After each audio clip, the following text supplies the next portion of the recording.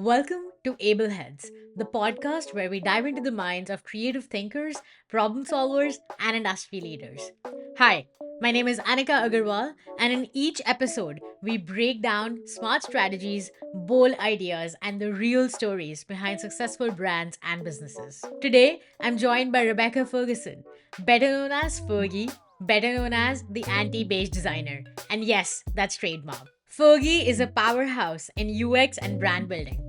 She's the expert behind bold brand identities and high converting websites, helping entrepreneurs ditch the overwhelm and build brands that truly stand out. We'll talk about her creative process, AI in design, and how she's helping build the future of branding. Let's dive into it. Hey Fergie, how's it going? Hey, Annika, I'm good. How are you? I'm excited, honestly, because this is the second episode of the podcast. So I'm excited to dive deep into Able Heads and our episode with Rebecca Ferguson here. So I'm curious. I know you do UX and brands and bold brand identities, particularly. I'm curious, what's the path you took to becoming a UX expert? And it's been over a decade now, right? Tell us more. Tell us about your story. Sure. So, I've always been very into art and the creative subjects. I was far better at those in school than I was at maths, much to my mum's annoyance because she was in banking. So, very, very opposite skill sets there. And the creativity was something I really enjoyed and decided I wanted to pursue. So, I studied design all the way up through university, doing graphic and digital design, and really loved doing web design, which, then UX, it wasn't necessarily called UX, giving away my age there, because it's been a long time. Names change. Yeah. And I got into it, I loved it, and I've never looked back. Yeah, I got into doing web design, and from there, more specifically UX design, Hmm. looking at all the intricacies of that, with user journeys, my framing and everything. And then because of my more graphic design background and studies, branding is something that has always been really interesting to me, Yeah. how we can make things look like it belongs to a certain brand, a company, etc. And the two things, I mean, they go together so well because everything I do in UX needs to be on brand as well. So yeah. Yeah. Yeah, that's awesome. I don't do UX yet, at least not for the people. I do it for myself on the side, so I'm excited to learn more. I'm also curious, what made you sort of pivot and rebrand into being the anti-beige designer? What's anti-beige for the people who don't know? Anti-beige, it is my lifestyle, it is my ethos. I think for me, beige, nothing personal, folks. I just find beige really boring. It just makes me feel a bit, I just think color for me is so energizing. It's like exciting, it's interesting. Hmm. I'm always wearing something colorful. My place is always got colorful art and furniture and everything. Um, I just really enjoy using color, and I think being bold and standing out isn't a bad thing. I think more people should kind of lean into that. Yeah, I think I agree with you on that. I try to induce color every now and then. But of course, it's definitely a different experience working with a range of clients where your personal style essentially doesn't have to always match with their brand style, right? So, how do you incorporate your style or at least your idea of taking risks into working with a wide range of clients? How does that work? Yeah, so I get that to work with clients because typically they've either got branding they've done themselves or branding that just doesn't feel like them anymore. It doesn't feel kind of true or authentic, or they're just not vibing with it. And to me, that's the thing. It's like you so like for me, I'm the brand is me, or we are one pink sphere, right? And it's the same with clients. Typically, I'm working with small businesses, startups, entrepreneurs, enterprise as well, but that's a bit different. They, creating a brand, it needs to reflect them. It's something they have to be so comfortable with, so confident with. So matching the two together, whether it's, it doesn't need to be my style. I don't really have a particular signature style like some creatives do. Um, I think that's great. Mine is just a bit more flexible and pivots to different industries or different needs. Again, to best reflect the clients I'm working for. Yeah. Yeah, that's great that you mentioned that some people have their own style. I was actually at a portfolio review event earlier last week, and there were next gen creatives talking about being a specialist and or a generalist because most people never actually end up finding their style, or they don't think that it's necessary. I guess opens doors to way more opportunities Mm-hmm. than just being specialized in one thing. What's your take on that? What do you think? Yeah, I think it does give you more opportunity. When you have your own style, you stand out for having your own style, and obviously that's the thing and the look that you're known for. So I think both have pluses and minuses because when someone's looking for a particular style, they're going to go to somebody who does that style, perhaps. If you don't have a style and a client doesn't know what they're looking for, then that usually fits a bit better because you can be like, oh, well, we could do this, or we could do that, or we could try this, or have you seen that? And you can be a bit more kind of explorative with things. But yeah, I mean, having a style is also, I think, connected a lot more to the art world, with Yeah. illustrators and painters and the more traditional arts. I think artists can be more stylistic because it's a different type of medium, right? The purpose is expression and emotion, whereas in branding, it can be those things as well, but it has more of a specific purpose for driving business as well and creating connection. So Yeah. it's not either or, but there's a blend. So Yeah, yeah, that's a good way to put it. I think I always think about ways to bring my brand identity or strategy skills to illustration because I don't do illustration primarily, so I think of that in building blocks for illustration. So I feel like that translates into both of like it is reversible, if that makes sense. While we're chatting about rebranding and being anti-beige now, do you do rebranding? Is that one of the services that you provide or work with clients for? yeah, I've done quite a few rebrands, or just branding from complete scratch for new businesses as well. Yeah, I've done the past year maybe like 5 rebrands at least of all the branding projects were rebrands. That's pretty awesome. Has there been any recent rebranding project that stood out to you? And was there a challenge that was hard to overcome? How did you approach that? So I've had 2 recently, and they're very Hmm. different kind of situations. One is with my real life bestie who has her own fitness business, Hmm. teaching like a flavor of Zumba and aerobics dance class. And she found herself in a position where she needed to start over, which was really unfortunate. It was a terrible timing. No one's like couldn't have seen it coming, what happened. And it took her a while to realize, well, it took her a while to kind of get over like what she had and needing to rebuild. Actually, having gone through that design process, it was literally we sat. I was like, right, we need to go through everything. We're starting from scratch. Forget what you had. We're starting over, and it's going to be bigger and better than ever. Like what you had, forget it. This is going to be so much better. It's going to allow her to grow and do so much more with the business as well. So we went through the whole process of new name, like new color palette, obviously complete new logo and logo suite, and everything that goes with it. And it was a process. Obviously, she's not in the design world, so it's a completely new process for her.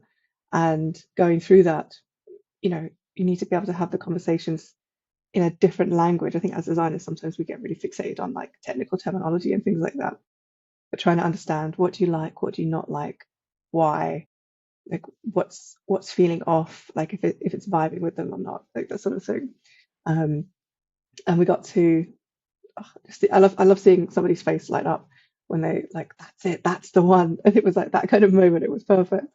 Yeah. So now to see her taking off the business, relaunching it with this new branding and everything, and feeling so confident with it, it's gonna speak volumes and carry her so much further, which is really great. Yeah, that's also interesting that you mentioned the change of language because in my head, I was thinking working with friends and family is always different in terms of business.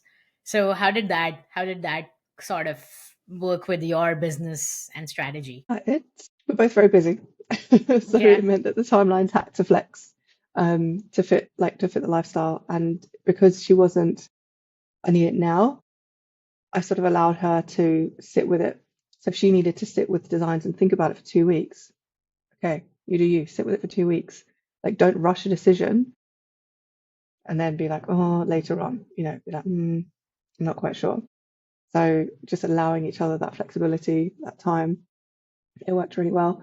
Um, but we're both been friends for a long time. We're both very respectful of each other's time and profession. And like we're doing this, we're doing it properly. It wasn't just oh, you need a logo? Yeah, yeah, okay, let me just da, da, da, da, da. Here you go, here's a thing. It was we went through the full process properly, treated her exactly like a client, she behaved like a client. We're like, okay, we're gonna get together, we're gonna yap and have coffee or whatever we're gonna meet up for, and then it's business mode, like switch.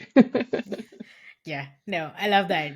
I feel like it's very hard to define boundaries sometimes when you're working with friends, especially people you've known for a long time, because it's hard to define that boundary. But I guess when you've been friends for that long, that you already know what's up. And that's, I think, part of working with new clients where you want to get on a video call or meet them in person just to see if you want them to be your client and Mm, not necessarily the other way around. So I guess that's definitely a plus. Yeah, that's a unique perspective as well. Okay, so there's been a lot going on. I'm excited. I'm excited to learn more. So I know you were at ThoughtWorks and then you were doing ADP list and other mentorships, and now it's the anti-beige movement. So I love that you're involved in so many different things and always doing stuff even at 4 a.m. in the morning. How do these experiences kind of shape your work and your design perspective? Or what do you think about trends? And give us the whole picture. mhm. Yeah, being in corporate zone ThoughtWorks and before that in Deloitte Digital, it's your typical kind of consultant companies, right? Consulting firms. Um, it's great. I enjoyed it. I really liked working there when I was there. Worked with great people, awesome teams, different projects all the time, and that was brilliant. Um, I think I got to the point at the end where it's time to do my own thing. I've been wanting to do it for so long, and it just got to that point. It's okay, let's go. I need to take a leap of faith in myself. Even, you mentioned the ADP list with mentoring. It's something I also would do whilst I was working in corporate as well. I think Hmm.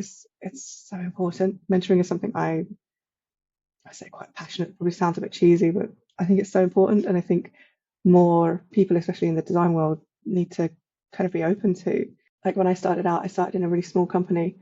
Um, Thought I was joining with two senior UXers, and within the first 6 months, they had both left the company, and it was just me.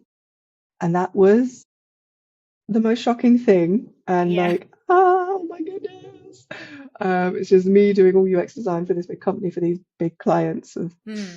you know, it's really fear-inducing. Like the imposter syndrome was real. I was searching for information all the time, but it wasn't easy to get information or to learn from others at that point. Having known what that felt like, I want to be like the senior I needed as a junior for others who are coming up. I don't believe in gatekeeping. I will ask me anything, and I will tell you a story or an answer or my opinion. Uh, an open book, and I think it's important in the industry for all of us to grow and learn. Yeah, that's awesome. I love that even though after 6 months of you joining and the senior UX designers leaving, there was like that gap that you had to fill. And it's cliche of me to say this, but you learned by doing it.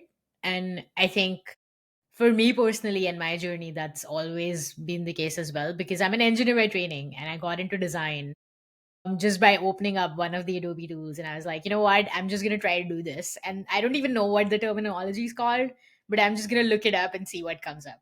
So initially, you don't even know what to look for. Like the search is so bad. Like the search keywords are so bad. They're horrible. But then as you start doing it, you gain more confidence. And I feel like it's sort of a unique experience. Um, and transparency is definitely a big thing in the design community. I feel like more and more people now share about their process. More and more people now want to share what they experience with clients. More and more now even share the pricing, which honestly Mm, I admire. I love that everybody gets to be paid fairly because of that. Because gone are the days of Fiverr and gone are the days of Upwork where a designer can be paid $20 an hour and be exploited for the amount of work and the kind of work that they're doing for clients who don't know what their value is. So honestly, I think it all ends up to be part of educating fellow designers and clients as well, which I love. Yeah, that's a great way to give back to the community as well. Yeah, definitely. There's so many amazing designers out there sharing, whether it's tutorials, you say like trainings, there's others who are teaching others to come up. Like you've mentioned, you do portfolio reviews as well, right? Even something like that, like trying to get that feedback when you just don't know as a junior, especially. Yeah.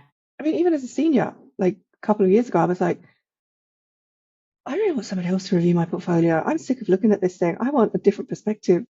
Yeah, I guess that makes me curious. I feel like I'm circling back. Everything's related to the anti-beige movement where I'm thinking about when you were rebranding. I know personal branding is so hard for a designer. So what was the back and forth in your brain and how did that thought process look like? Yeah, as much as I love doing branding, oh my gosh, doing it for myself. Yeah, That no was it thank was you. I'm painful. I'm the designer and I'm also the hovering art director. So Yes. who am I? Yeah. Right? I'm like, I can't wear all of these hats at once. This is crazy.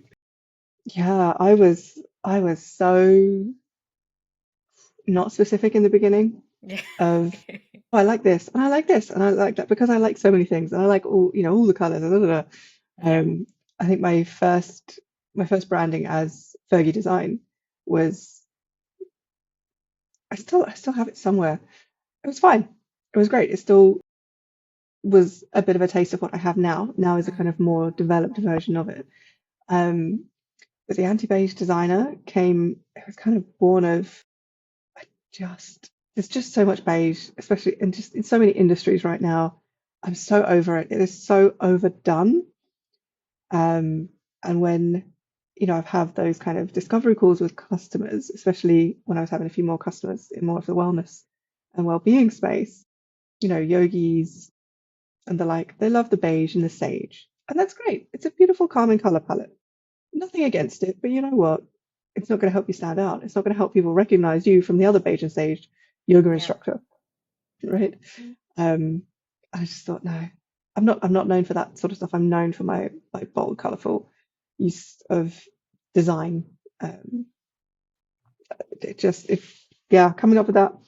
That's interesting. I feel like as a business owner, it's always a different challenge because it's not just designing. So I guess you have to put that creative director hat on every now and then. So how does that kind of thing? This is a good segue into how do you put that creative director hat on and then find clients or find recurring clients? Um Either or. Yeah, finding clients. The thing everybody always wants to know: how and where do you find clients? Yep. Um, honestly, your network is everything. Or at least for me, my network has been everything. It's who do I know?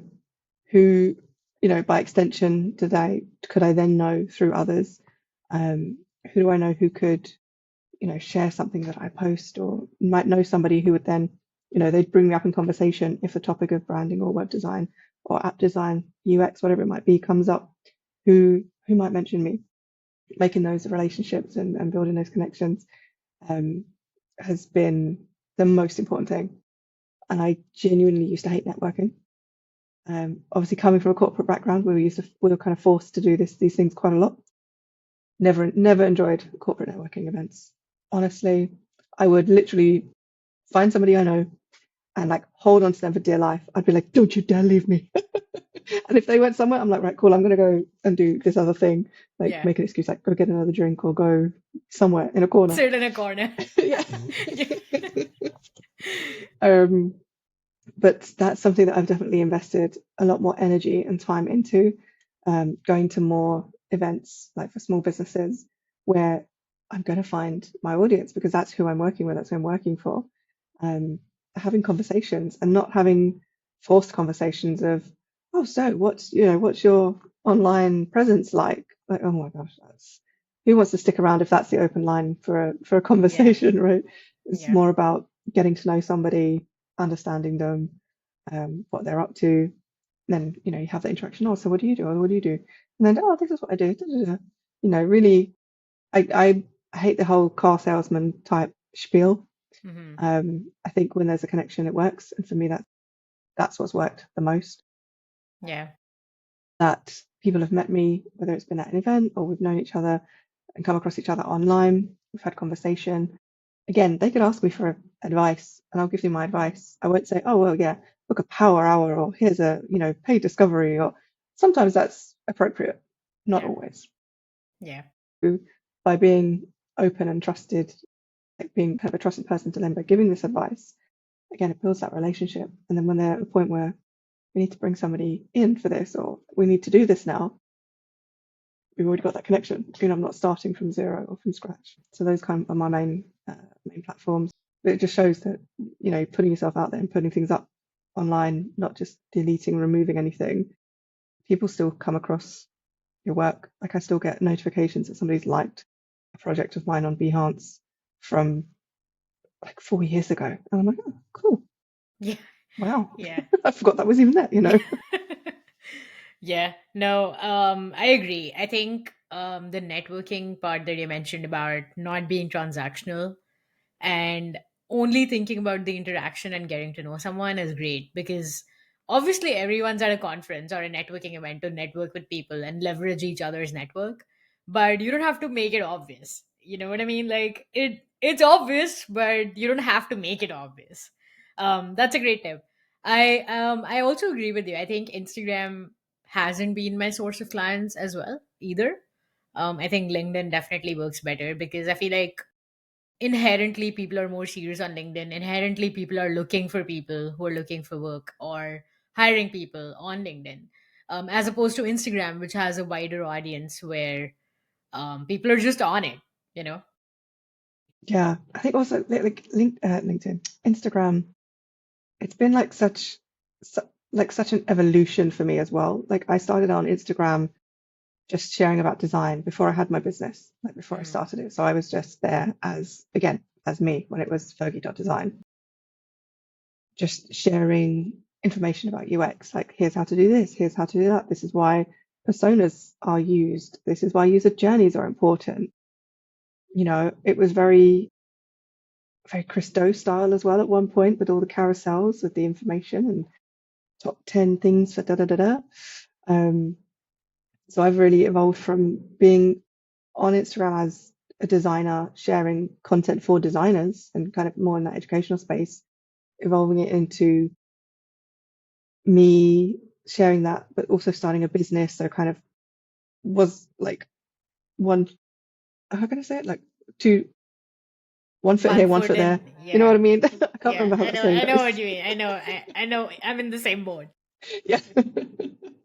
And then I decided I love doing the educational content, but maybe it's just going to pivot so that it's relevant for the designers, but actually it's relevant for my audience as well of Hmm. business owners and entrepreneurs. Yeah. How could they manage their brand better? What should they have in their brand guidelines? That's helpful to all. So that's kind of where I've pivoted and kind of grown. And obviously I share my work up there. I do the stories of like, hey, this is what I'm up to, or checking in, sharing stuff. So it's definitely changed over time. So the audiences have been very different as well. So, I don't have a massive following. It's not even about that. But my following group is definitely a big mix because of that Yeah. evolution. Yeah. But also, I wouldn't have it any other way because it's still a really nice supportive space as well.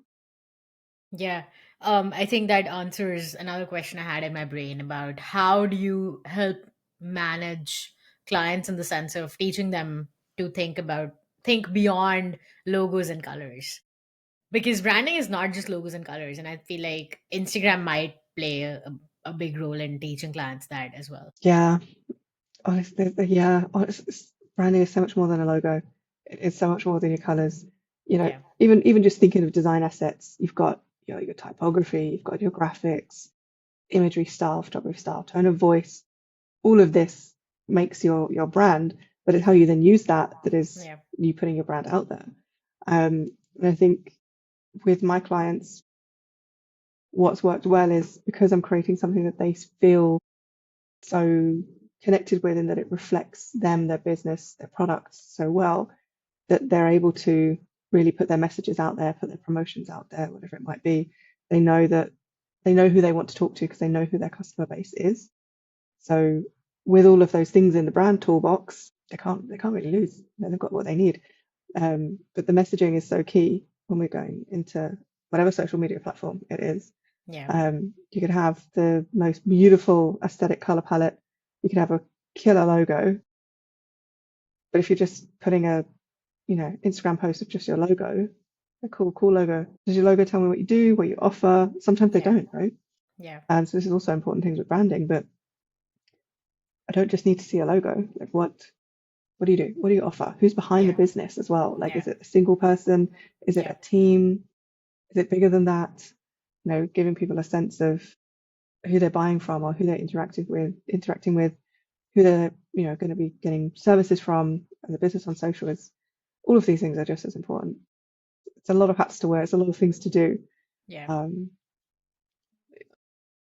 Yeah, that's actually awesome because that brings us into the human element of it as well, where every brand needs to represent and have that human person behind it. But that also leads us into AI, and now that we see AI into everything, and I feel like I use it in my workflow almost every day too.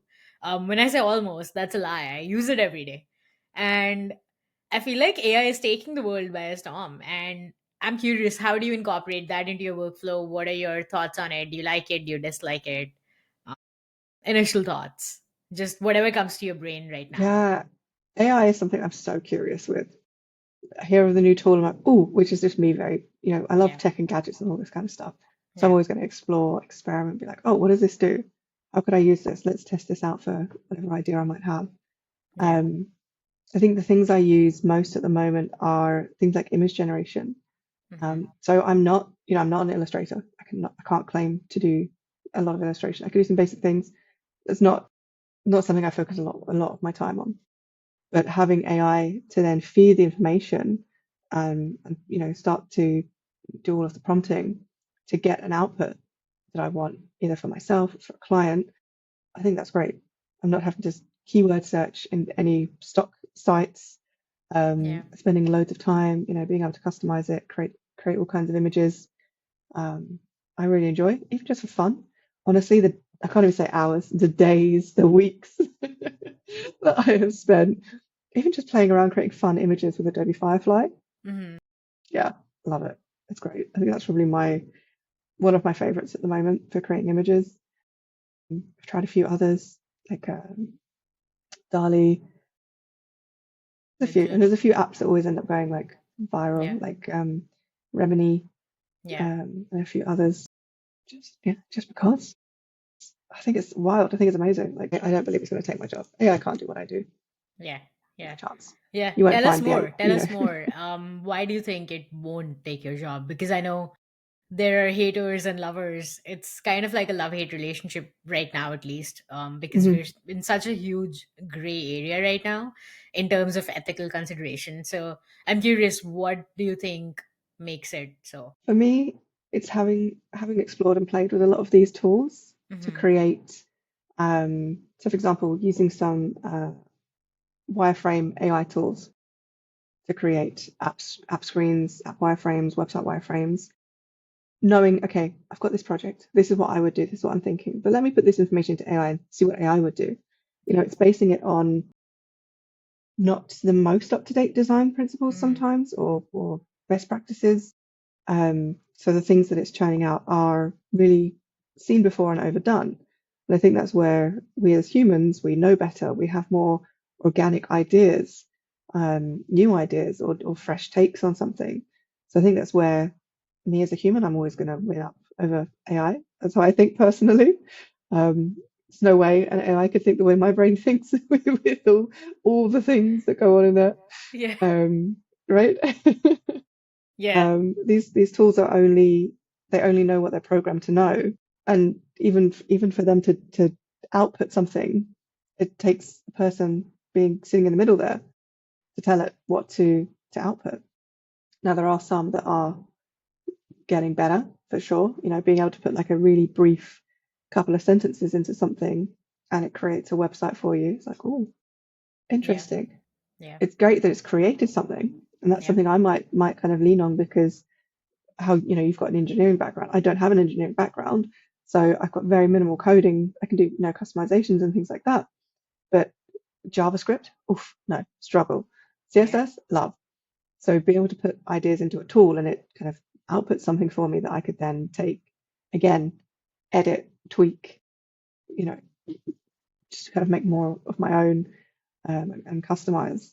That to me still exciting, but that's why I think AI is not, it ain't coming for me. Yeah, yeah, no, AI cannot make Nespresso and Right, random things. Like, right.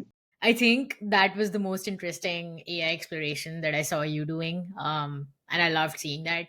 I had a chat with Colby Glides in the last episode, and he was talking about using AI image generation to create paper textures, which was so interesting. He's a packaging designer, Mm. and he used Firefly and other Midjourney and other tools to make paper textures because he didn't want to use the generic stock paper textures and actually use that. I was like, you know what, this is a great idea. Let me steal this and make my own paper textures. So I did that in Figma with a background image generation and use that as because you can generate images inside it. Um, and it was brilliant. I could just give it a text prompt saying, hey, I need a crumpled paper texture with torn edges or something and use it for collage. Who knows? It was actually brilliant. I loved using that use case as well. So I think I agree. I think it is important, especially for designers to kind of adopt that in our workflows right now, because I think if we don't, it might be harmful to us in the Mm. long run. Um, but using Chat GPT, I feel like a lot of people use it as text prompts, and it's so hard to kind of trust your own creative intuition. So I'm curious, how do you maintain that balance with the Chat GPT or OpenAI generated output, and what do you think in your brain? Yeah, I mean, ChatGPT, when I've tried that for the image gen, which I think is it's using DALL-E, right? It's all right, but I don't know, it's never quite, it might be like it's going to give me the images I then put into a mood board or use as inspiration. It's not going to be something I use as final. It might be something I take and then start to kind of cut out and carve into something else, um, which I think is how we should be using it. I think, honestly, I think using these tools just makes things more interesting and exciting for us as designers, rather than the typical paths that we've done before of finding, Photoshop template mock-ups or stock photos, like, like you say, with crumpled paper. We see this, we get to a point where we start to recognize, oh, that's that texture. I've got that back too. Or the same images from Unsplash. There's a few, there's probably five. I'm like, Unsplash, Unsplash, Unsplash, and they're Yep. constantly used. I Yep. love it. I love it. It makes me giggle every time. But we don't have to do that anymore, right? We can create brand new things. And I think with ChatGPT, unless you're training it on how Hmm. you write and how you speak, it's always going to be a dead giveaway. Yeah. Always. And it's Yeah. funny because I think everyone, even I think at the beginning, I was like, oh yeah, that sounds right. Let me use that. But it was so obvious it didn't sound like me. Because I used it, I sent it as a message. I put it into a group chat with some other business friends. I was like, oh, what do you think of this? And they were like, it's ChatGPT, right? I was like, yeah, of course. I don't write these long things. Are you kidding me? That's not my skill. But realizing that early on and then training it on, this is my brand tone of voice, this is the kind of language I use, litter emojis through everything. I Hmm. don't do this, I don't have that tone of voice. It's always going to be a bit more friendly, a bit more bubbly and casual. It's not going to be super serious. Yeah. Um, Training it, but also you have to know how to do that, right? So once you know, okay, this is how I talk, here's a few examples of things that I've written, now use this as a baseline style, then it becomes far better and things can start to sound more like you. But I think even then, I still will be like, okay, give me a caption idea for da da da da da da da. Yeah. Boom. Okay, let me take that and now, how would I really say that myself? Yeah. Because for me, my brand tone, again, I am one with the brand. How would I Yeah. actually say that myself? Yeah. And then swap it out. Uh, and then a dead giveaway with the chat GPT especially is the what is the name of the character? It's almost like a dash, but it's a long dash. It has a The M particular name. dash. Yeah. M dash, yes. Yeah. Yeah. Dead giveaway. I've never used an M dash in my life. I'm not going to pretend I even knew it existed. Yeah, Um, it's funny that you say that because the other day I noticed that I sent something over and forgot to remove the M dashes. I'm it's like, actually oops. funny. Yeah. No, I agree. I feel like that's such a great thing that you mentioned about trying to mold it to the tone of voice of the brand. And I've experienced this myself too, where even though I've trained my chat GPT to know how I talk and know how I engage with my audience, it's still at the end of the day giving me some things that I wouldn't normally use in everyday life. And yeah, you have to. I mean, honestly, if you want to be authentic at the end of the day, you have to change that. And I feel like that's where the human element comes in. So, 100%. yeah, yeah, yeah, that makes sense. So, while working with clients, is AI something you incorporate regularly and how do the clients react to it? I wouldn't say regularly because I still enjoy the whole creative process. Hmm. That's what lights me up. That's Yeah, what I really enjoy, yeah, working with the clients to put together initial mood boards with Pinterest or something else, or, like just dumping loads of images into a Miro board or a Fig Jam or whatever tool we're using. But I tend to go with whatever they're comfortable with because it just makes the whole process so much easier. hmm, Um, but if they're trying to describe a type of image or aesthetic that they're after, and we can't find a good example, that's when okay, I might be like, okay, give me a second, let me try and put this in as a prompt to get an idea of like, oh, is this what you mean? Is that what you mean? Because it's great for again communication and translating what hmm, I might refer to something or call something with design terminology yeah, compared to how my client might call something. Like there's a well, I don't know how to call it, but like how we would call a radial gradient hmm, outside of the design world at the moment is a bit of a trend, and it's called an aura. Like that look is like being called an aura design. And I was like, oh, I like that. That's vibey. Like that's really cool. So because I had a client say, oh, I like those aura, and I'm yeah. like auras, and I'm like, I know what an aura is. Do What you does mean it look like? do you mean an aura that you get when you get a migraine? How does this what do you mean? No, I get it. That's so interesting. I feel like that is such a nice way to put it because I think that I use it for mood boarding too. ChatGPT is actually really great. I love all OpenAI tools. Just finding that moment and that point where you have to pivot from it and use it as a mood board. So almost using that text output also as something that inspires you Mm, or inspires the or sets the tone for the storyboarding process also is important. Yeah, I love that. So working with business owners, have you noticed a difference between what makes a brand successful and versus one that struggles? What are some key things that you have I noticed? think when I've seen folks struggle, it's because they're not that they're trying to be something they're not, but they're trying to get their brand, like they don't have that connection with the brand. So they want a certain look and feel because of that's what they think they're supposed to look like or sound like as a brand and a business, or they're trying to be similar to a competitor, but that's not them. So that's where there's always going to be a disconnect and a struggle, and that's the biggest one I've seen. Is if they're not, again, it comes back to being authentic and knowing how you want to show up as a business, knowing how you want to put yourself out there as a brand, whether Yeah. it's service or product. It's all tied together. And if it's not working somewhere, if you've got a weak link, yeah, quickly, the cards will fall. Yeah. No, no, that's such a great answer. Yeah, I feel like the AI in design is such a conversation starter these days too, where every time I meet someone, especially at this recent event I went to last week, I feel like AI came up in conversation almost in 9 out of 10 conversations.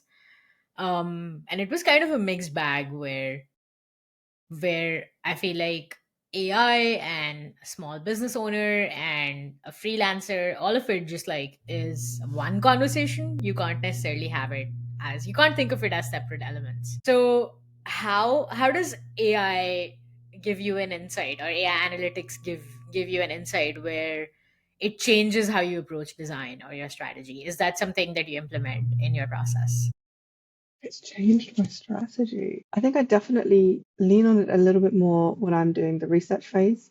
So trying to understand an industry, I might get it to summarize white papers or documents for me, because sometimes these Yeah. things can be really long, Yeah. especially if, again, if the client is in a space that I'm less familiar with. Hmm. Um, it's my duty as someone who's going to be then working with them to understand exactly what they do so that Yeah. what I'm creating best represents that. Yeah.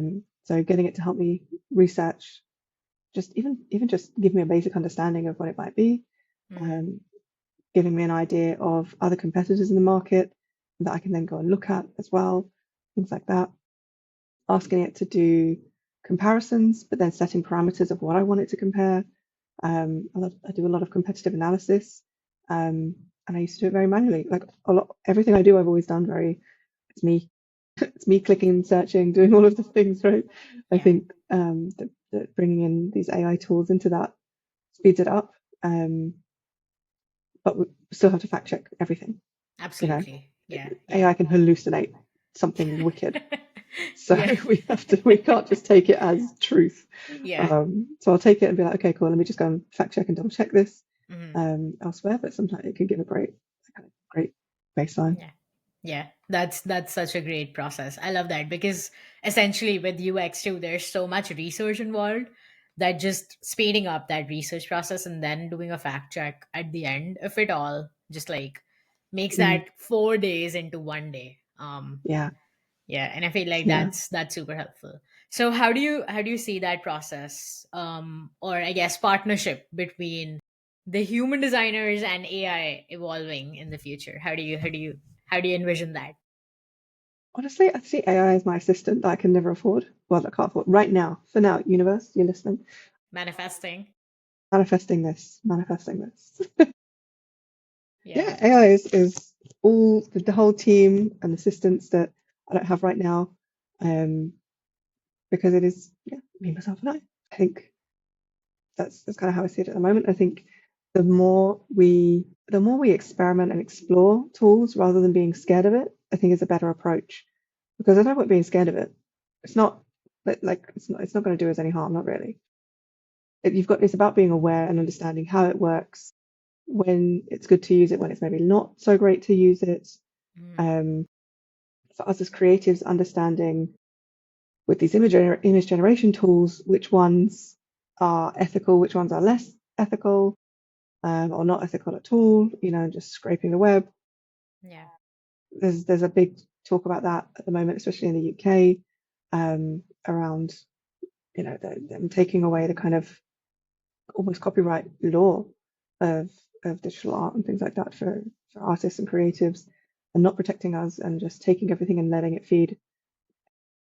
I don't think it's a particular AI, but just AI in general, which obviously that's terrible for us as designers and creatives. It's literally going to be stealing our work, training on our work, training on our style. I think but all of this is information we all need to know and be aware of so that we can use things in the right way, but also protect ourselves at the same time. So know what to do so that putting meta tags into your design work and things like that yeah, to understand how you can protect yourself. yeah, yeah. I know. Honestly, it's just all such a gray area right now. And sometimes I feel like, should I be using this AI tool? Mm. I think of that to myself because recently I was using a video generator and fed that my video, which was a fairly long, like a 10-minute video of me talking to the camera. And I was just curious and I just wanted to test it out and see what it produces. But then at the same time, I was considering the ethical side of it, where I was like, should I be sending this to the internet? I'm unsure. um, so other than the actual things happening in the real world, like the legal implications of it, I feel like there's also a huge mental impact um to us as designers and business owners. I feel like there's so much mental stress that people never talk about. How do you kind of sort of deal with that, and do you have any advice for people based on your journey and what you've experienced with it so far? Generally, or AI specific?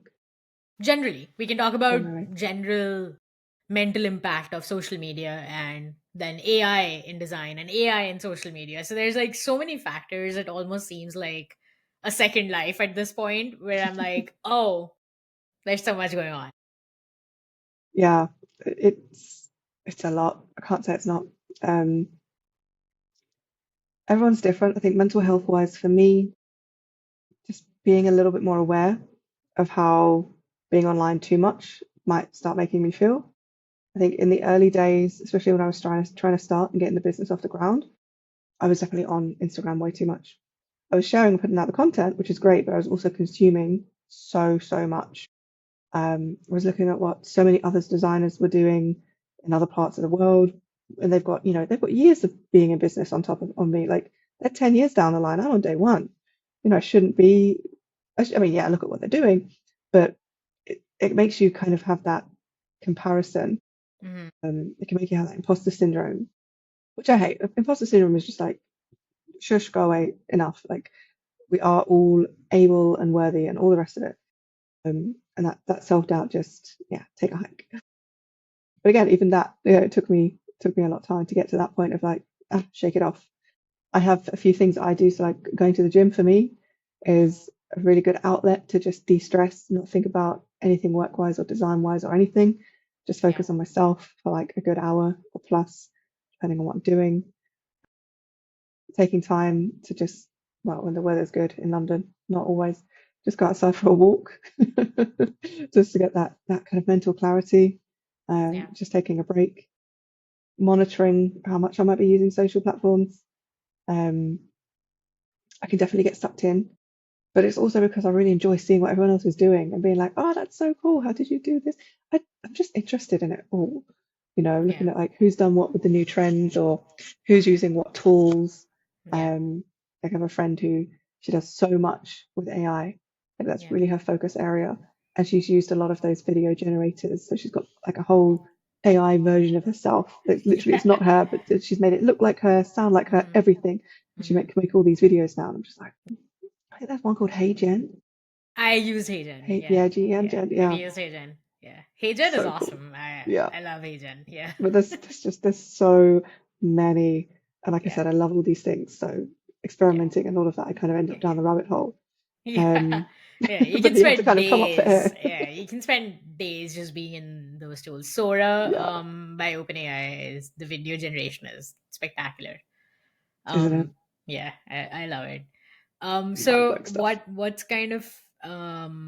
what's kind of one lesson that you've learned, just to close this out, and reflecting on your journey? What's kind of the lesson you've learned that you'd like to share with entrepreneurs or next gen creatives, just who are willing to take the leap of faith? Be you, because nobody else could be you, which I know is maybe a little cliche, but it is so true.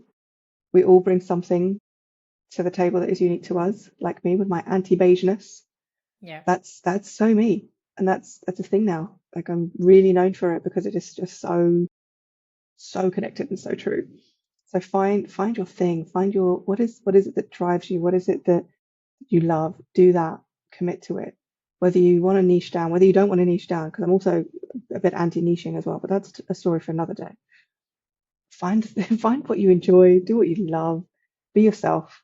That's honestly, especially as creatives, I think we're always trying to compare ourselves, Hmm. especially because in as you learn design in design education, you're Yeah. always critiqued and compared to other designers, other styles, other artists. Especially at uni, that was a big thing for me. So that's something I had to take a long time to kind of get over. And also, all of this is not personal. Being able to take feedback, whether it be from clients or from others, being able to take constructive criticism and feedback, it's not personal. We can't hold these things so tightly to our identity. Um, yeah, Yeah, and go and have fun with that's some AI. yeah. Yeah, that's the key tip right here. That's awesome. Yeah. Thank you. Where can our listeners stay connected with your work, Fergie? Yeah, so I'm on everything, which is a bad habit. I'm on YouTube, although that's a bit of a different space. It's like my tutorial space. That's Design with Fergie over there. You can find me on Instagram at the Anti-Beige Designer. Same over on TikTok. And you can find me on LinkedIn Becca Fergie or Rebecca Ferguson or the Anti-Beige designer. All the keywords will put me up into the search results. So Yeah. Yeah, yeah, just look up Fergie anti-beige designer on Google. I think that might help any of you listening. But yeah, with that, I think we're gonna call it a day. And thank you so much, Fergie, for joining us. And that's a wrap on today's episode. Thanks to Fergie for sharing her insights, and thank you all for watching or listening wherever you're listening to your podcast. I'm excited to dive deep into small business branding, the rejection challenge, and all things creativity and business with my next guest, Liz Mosley. I invite you to subscribe to the podcast to continue listening. And until then, keep thinking bold and create with purpose. Bye for now.